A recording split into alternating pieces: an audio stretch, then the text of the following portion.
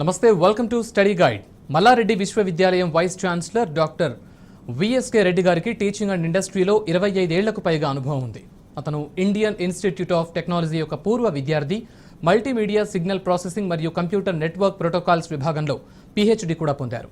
Signal processing, communications మరియు computer science ఇంజనీరింగ్లో multi disciplinary స్పెషలైజేషన్లో ఆయన బహుముఖ ప్రజ్ఞాశాలి కూడా. ప్రఖ్యాత జాతీయ మరియు అంతర్జాతీయ సమావేశాలు మరియు పత్రికల్లో 150కి పైగా ప్రచురణలు అతని పురస్కారాల్లో కొన్నున్నాయి. ఇక అతను ఐఈటీఈ యొక్క సహచరుడు, ఐఎస్టీఈ యొక్క జీవిత సభ్యుడు, అలాగే ఐట్రిపుల్ఈ సభ్యులు మరియు సిఎస్ఐ సభ్యులు కూడా. వరుసగా 3 విద్యా సంవత్సరాల్లో ప్రశంసా పత్రం మరియు నగదు పురస్కారంతో ఉత్తమ ఉపాధ్యాయునిగా అవార్డు కూడా పొందారు. ఇంజనీరింగ్ మరియు టెక్నాలజీ రంగంలో పరిశోధనలకు విశేష కృషి చేసినందుకు గాను ఆయన ఇండియా జ్యువెల్ అవార్డు గ్రహీత కూడా. ఆయన భారతదేశంలోని హైదరాబాద్లోని జేఎన్టీయూ విశ్వవిద్యాలయం కోసం బోర్డ్ ఆఫ్ స్టడీస్ సభ్యులు కూడా. అతను యూకేలోని విద్యా వ్యవస్థను విశ్లేషించడానికి ఇంగ్లాండ్, స్కాట్లాండ్, వేల్స్ మరియు ఐర్లాండ్ దేశాలను సందర్శించడానికి బ్రిటిష్ కౌన్సిల్, యూకే నుండి ఎడ్యుకేషన్ ఫెలోషిప్ అవార్డు గ్రహీత కూడా. ఆయన నిష్ణాతులైన విద్యావేత్త, ప్రఖ్యాత వక్త మరియు యూకే మరియు మలేషియాలోని వివిధ విశ్వవిద్యాలయాలకు విజిటింగ్ ప్రొఫెసర్. ఆయనే Malla Reddy university vice chancellor doctor VSK Reddy గారు మనతో పాటు స్టూడియోలో ఉన్నారు. వారిని అడిగి మరిన్ని విషయాలు తెలుసుకునే ప్రయత్నం చేద్దాం. నమస్తే sir, welcome to study guide sir.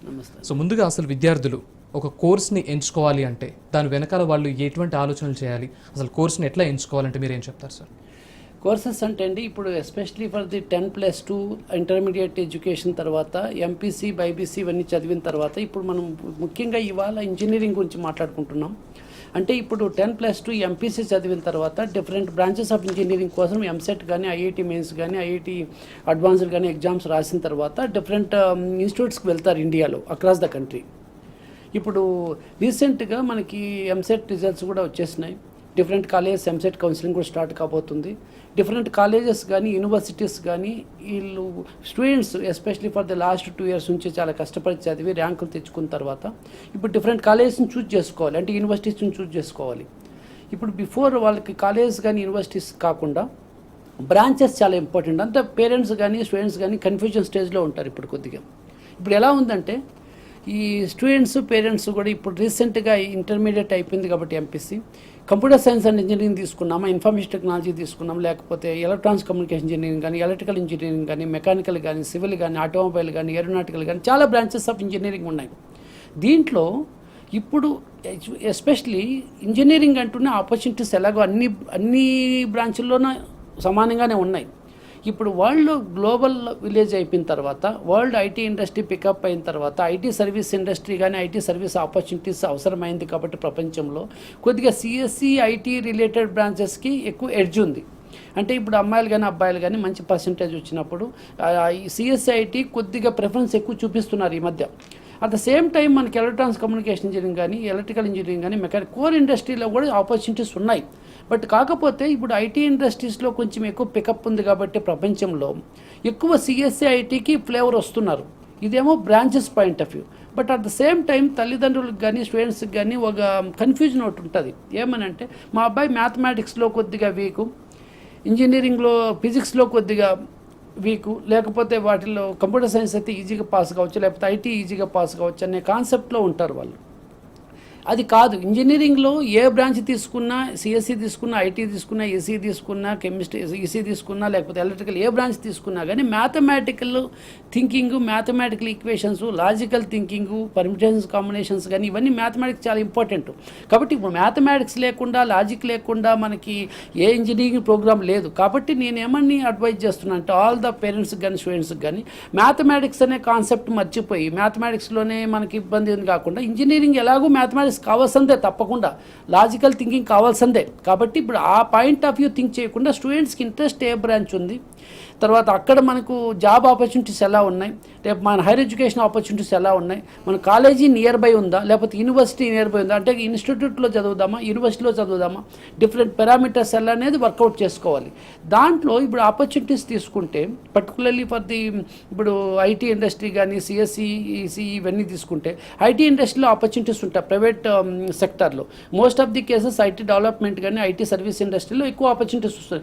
వాళ్ళని ఆటోమేటిక్గా ఈసీ ఇప్పుడు ట్రిపుల్ ఈ తీసుకుని ఈసీ తీసుకుని అక్కడ వాళ్ళు కూడా వెళ్ళొచ్చు. అంటే ఆపర్చునిటీస్ అనేది ప్రపంచంలో ఐటీ ఇండస్ట్రీలో ఎక్కువ ఉంటాయి. But at the same time core sector ఇప్పుడు మెకానికల్ కానీ, మ్యానుఫ్యాక్చరింగ్ కానీ, ఆటోమొబైల్ మెకానికల్ కానీ, ఈసీఈ తీసుకున్న డిఆర్డిఓ పబ్లిక్ సెక్టర్స్ కానీ, లేకపోతే ప్రైవేట్ సెక్టర్స్లో ఇప్పుడు వాళ్ళు ఇంటెల్ కానీ డిఫరెంట్ కంపెనీస్ ఉన్నాయి. అంటే వీళ్ళకి ఆపర్చునిటీస్ అనేది అన్ని కోణాల్లో అన్ని ఇంజనీరింగ్ బ్రాంచెస్కి ఉన్నాయి. But at the same time వాళ్ళు థింక్ చేయాల్సింది ఏంటంటే ఈ 4 years ఎడ్యుకేషన్ సిస్టమ్ని సీరియస్గా కష్టపడి చదివిన తర్వాత వాళ్ళకి ఆ స్కిల్ డెవలప్మెంట్ కూడా ఫస్ట్ సెమిస్టర్ 8th సెమిస్టర్ వరకు స్కిల్ డెవలప్మెంట్ కూడా చేసుకున్న తర్వాత ఆటోమేటిక్గా జాబ్స్ అనేది ఫైనల్ ఇయర్లో థింక్ చేయాలి. బట్ ఆ డైరెక్షన్లో మనం ఇప్పుడు చదవగలగాలి ఆ బ్రాంచెస్ తీసుకున్న తర్వాత. రైట్. అయితే సార్ చాలామంది స్టూడెంట్స్కి ఒక ఇన్స్టిట్యూషన్స్ విషయంలో చాలా ఒక గ్రేట్ ఏమంటారు కన్ఫ్యూజన్ ఉంటుంది.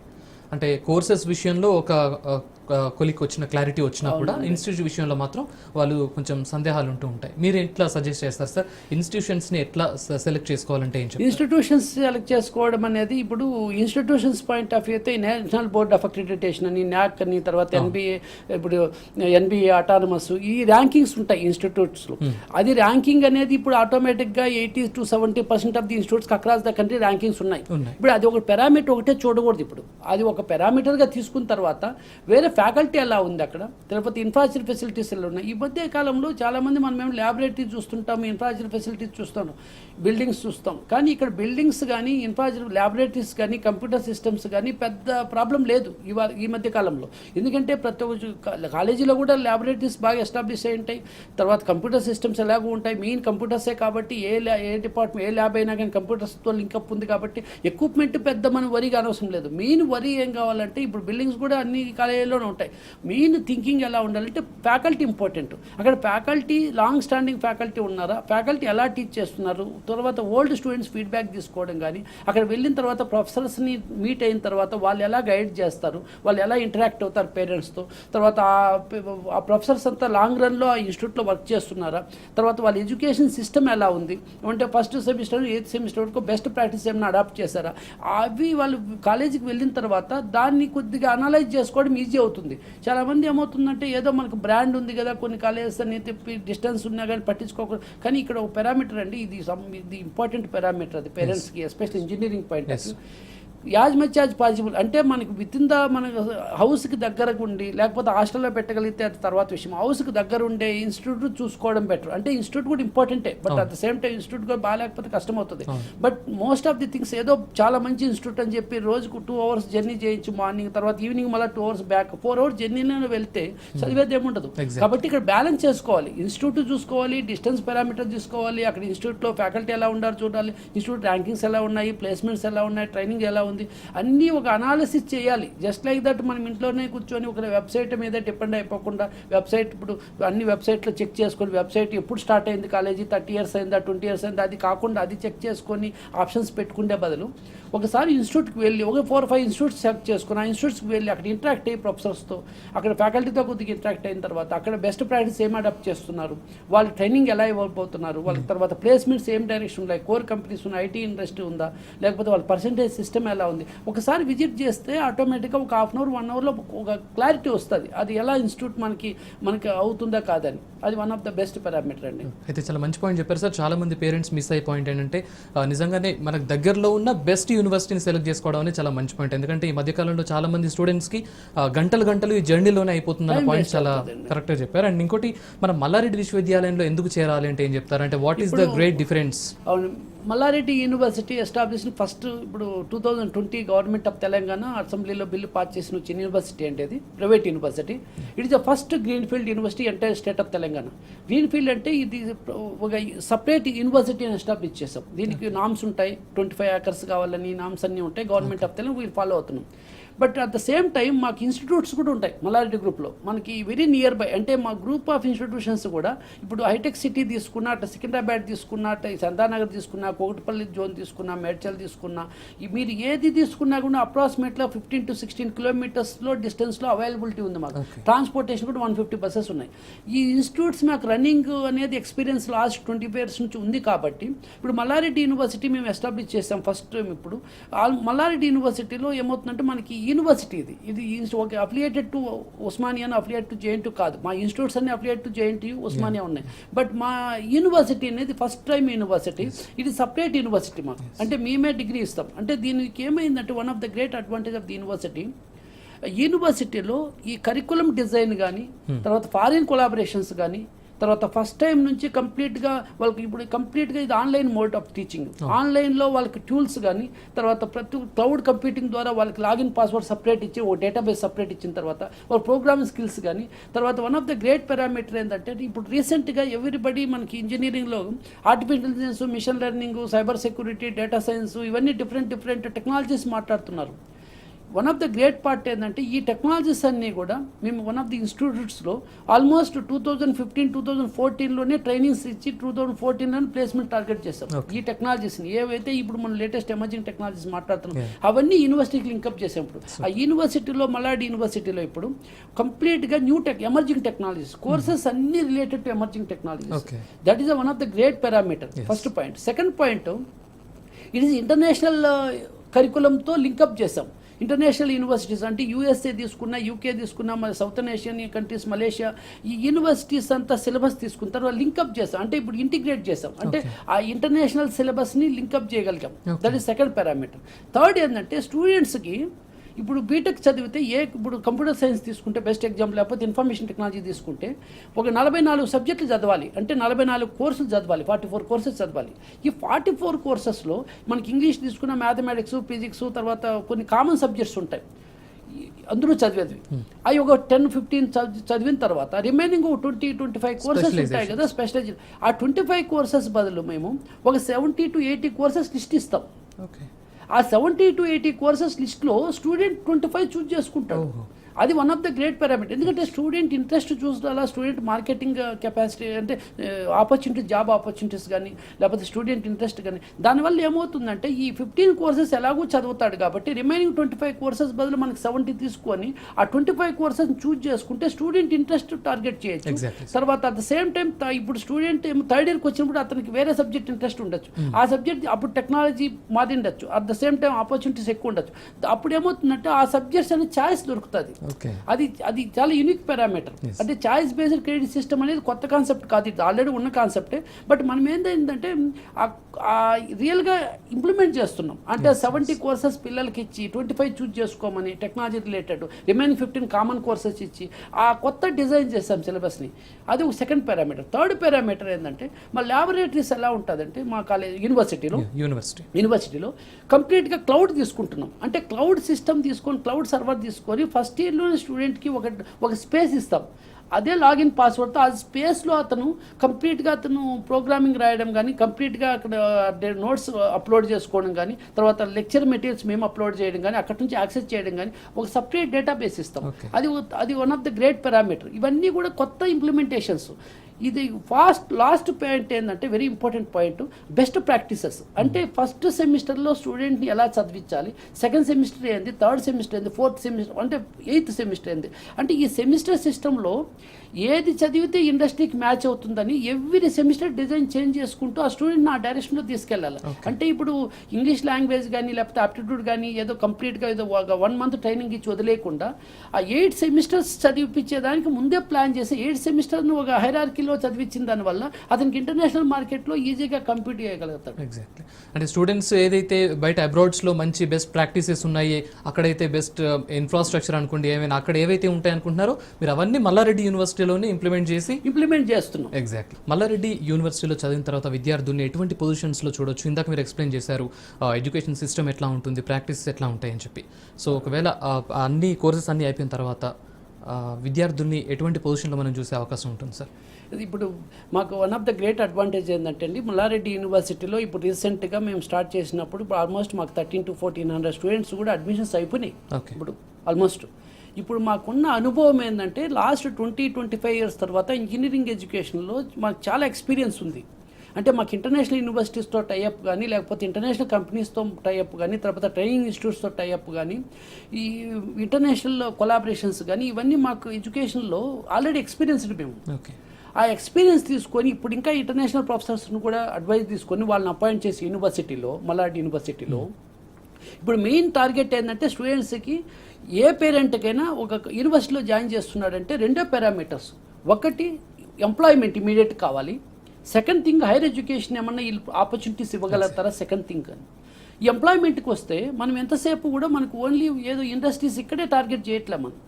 ఈ ఐటీ ఇండస్ట్రీస్ తీసుకొని, ప్రోడక్ట్ డెవలప్మెంట్ ఇండస్ట్రీస్ తీసుకొని, తర్వాత ఈ ట్రైనింగ్స్ అన్నీ ఇచ్చుకుంటూ 4 ఇయర్స్ స్టూడెంట్స్ని తీర్చిదిద్దిన తర్వాత ఎంప్లాయ్మెంట్ అనేది ఫోకస్ చేయాలి. ఎందుకంటే పేరెంట్ ఇవాళ అతను ఎంతో ఇబ్బంది పడి చదివిస్తున్నారు పిల్లల్ని, వాళ్ళకి మనం జాబ్ క్రియేట్ చేయాలి, వాళ్ళకి ట్రైనింగ్ ఇవ్వాలి. అంటే ఆ ఫ్యాకల్టీని కానీ మనకు ఉన్న దీన్ని ఒకటే ఇంపార్టెంట్ పారామీటర్, 4 సంవత్సరాల్లో స్టూడెంట్ క్యాంపస్లో ఆ అకాడమిక్ ఎన్విరాన్మెంట్ని క్రియేట్ చేయాలి. ఆ ఎన్విరాన్మెంట్ క్రియేట్ చేయాలంటే చాలా టఫ్ జాబ్ అది. అంటే ఒక స్టూడెంట్స్ కానీ, తర్వాత పేరెంట్స్ కానీ, మేనేజ్మెంట్ కానీ, ఫ్యాకల్టీ కానీ, నాన్ టీచింగ్ కానీ, టీచింగ్ కానీ, డైరెక్టర్స్ కానీ, డీన్స్ కానీ, ప్రిన్సిపాల్స్ కానీ, వైస్ ఛాన్సలర్స్ కానీ అందరూ కష్టపడి ఒక ఎన్విరాన్మెంట్ క్రియేట్ చేయాలి. చేస్తే స్టూడెంట్ తీర్చిదిద్దిన తర్వాత అతను ఎంప్లాయ్మెంట్ క్రియేట్ చేయాలి. That is the first point. Employment వస్తే గవర్నమెంట్ ఆపర్చునిటీస్ ఉంటాయి, ప్రైవేట్ ఆపర్చునిటీస్ ఉంటాయి. మేము ఒక్కటే యూనివర్సిటీలో ఒక కొత్త కాన్సెప్ట్ తీసుకొస్తుండేది ఏంటంటే, ఓన్లీ ఐటీ ఇండస్ట్రీస్కే కాకుండా, ఓన్లీ కోర్ డెవలప్మెంట్కే కాకుండా గవర్నమెంట్ ఎంప్లాయ్మెంట్ కూడా టార్గెట్ చేస్తున్నాం. అంటే ఇప్పుడు central government public sectors companies కానీ, DRDO, BHL, air force, NRSC, different companies ఉన్నాయి కదా సెంట్రల్ గవర్నమెంట్. ఆ central government UPSC exams particularly ఆ public sector plus UPSC exams, ఆ సెంట్రల్ గవర్నమెంట్ ఎగ్జామ్స్ కూడా టార్గెట్ చేయడం అనేది one of the great opportunity. But అక్కడ at the same time Group 1, Group 2 officers the state గవర్నమెంట్లో అంటే government jobs కూడా చాలా ఎక్కువ ఉంటాయి. కాబట్టి మనం వాటిల్లో కూడా కొద్దిగా స్టూడెంట్స్ని మోటివేట్ చేసి, అంటే వాటికి కూడా స్కిల్ డెవలప్ చేసి, అది సెకండ్ వింగ్ అది. అంటే ఇప్పుడు ఇంతవరకు నాకు తెలిసినంత వరకు కంట్రీలో ఏ యూనివర్సిటీ కూడా గవర్నమెంట్ ఎంప్లాయ్మెంట్కి టార్గెట్ చేయట్లేదు. స్టూడెంట్స్ కష్టపడుతున్నారు, తీసుకుంటున్నారు. బట్ మనం ఏం చేస్తున్నామంటే ఇప్పుడు ఐటీ ఇండస్ట్రీస్, ప్రోడక్ట్ డెవలప్మెంట్తో కాకుండా గవర్నమెంట్ ఎంప్లాయ్మెంట్ కూడా టార్గెట్ చేద్దామని ఒక విజన్ పెట్టుకున్నాం. That is the main objective మాకు థర్డ్ ఇయర్కి వచ్చిన తర్వాత. అంటే స్టూడెంట్స్ ఇంట్రెస్ట్ ఉన్న వాళ్ళని ఆ డైరెక్షన్లో మోల్డ్ చేద్దామని, అది ఎంప్లాయ్మెంట్. థర్డ్ థింగ్ ఏంటంటే హైయర్ ఎడ్యుకేషన్. చాలామంది ఏమవుతుందంటే పేరెంట్స్ వాళ్ళకి అవేర్నెస్ కొంతమందికి లేక ఏదో మన జాబ్ వచ్చేసింది జాయిన్ చేసేస్తామంటున్నారు.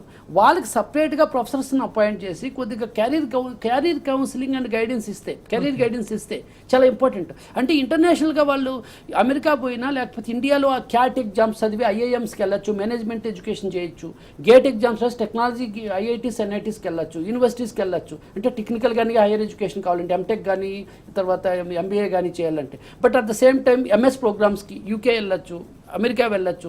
ఈ కంట్రీస్ కంటే వెళ్తున్నప్పుడు వాళ్ళకి జిఆర్ఈ కోచింగ్లు కానీ, లేకపోతే టోఫెల్ కానీ, ఐఎల్టీఎస్ కానీ, లేకపోతే క్యాట్ కోచింగ్ కానీ, లేకపోతే గేట్ కోచింగ్, ఇవన్నీ కూడా కొద్దిగా థర్డ్ ఇయర్లో హైయర్ ఎడ్యుకేషన్ కూడా కొద్దిగా కెరీర్ గైడెన్స్ ఇద్దాం. అంటే స్టూడెంట్స్కి హైయర్ ఎడ్యుకేషన్ ఆపర్చునిటీస్ కూడా క్రియేట్ చేయడం. అంటే ఫారిన్ ఎడ్యుకేషన్, మా foreign universities almost 40 universities types ఉన్నాయి ఇప్పుడు ఇన్స్టిట్యూట్స్లో.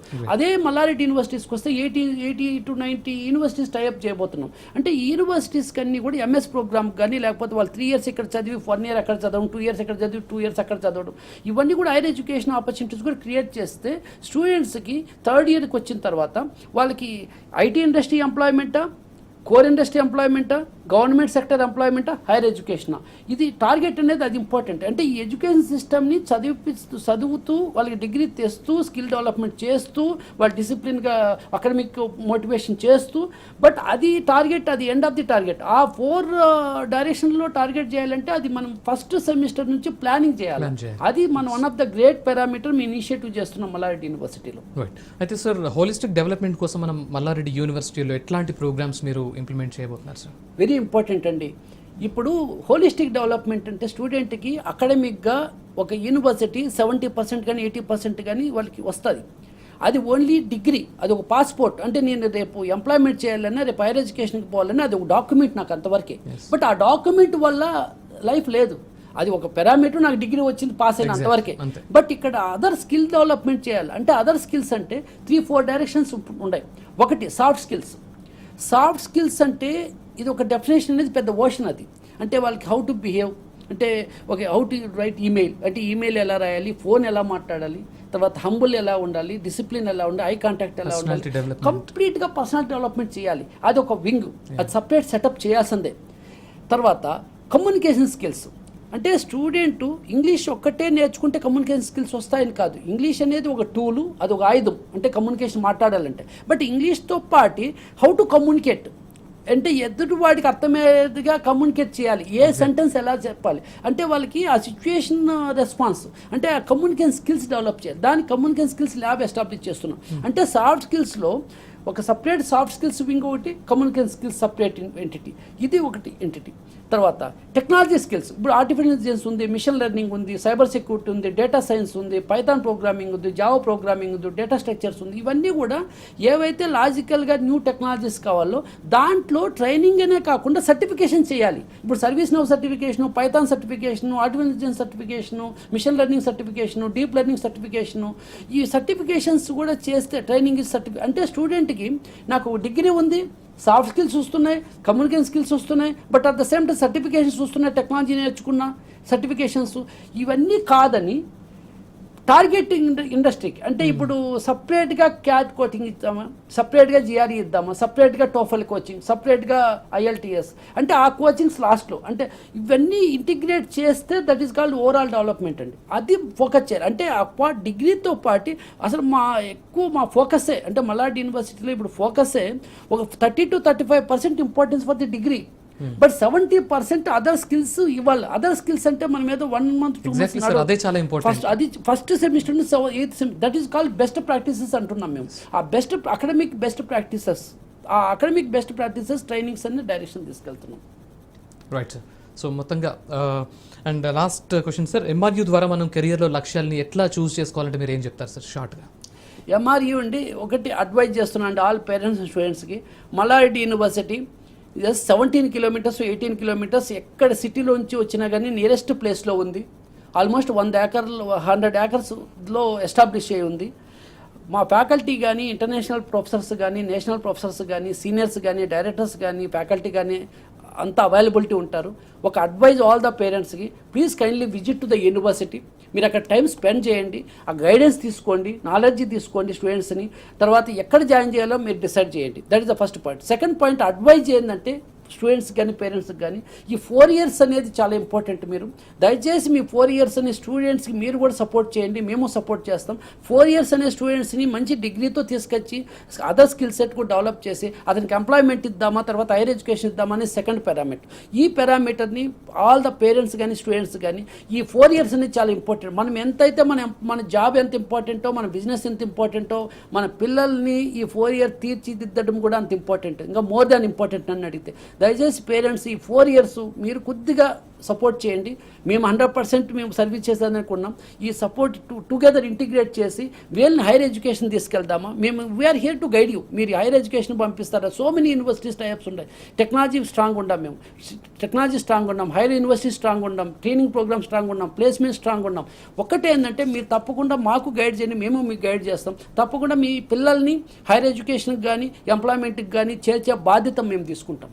Great sir. సో ఓవరాల్గా 12th standard తర్వాత ఎట్లాంటి స్టూడెంట్కైనా ఒక మంచి పొజిషన్కి వెళ్ళాలన్నా, ఒక బెస్ట్ పొజిషన్లో అతను చూడాలనుకుంటే కనుక మల్లారెడ్డి యూనివర్సిటీ బెస్ట్ ప్యాకేజ్ అలాగే బెస్ట్ సొల్యూషన్ చెప్తున్నారు. Thank you so much sir. Thank you very much. Thank you. ఇది వాళ్ళ స్టడీ గైడ్. చూస్తూనే ఉండండి టీ న్యూస్.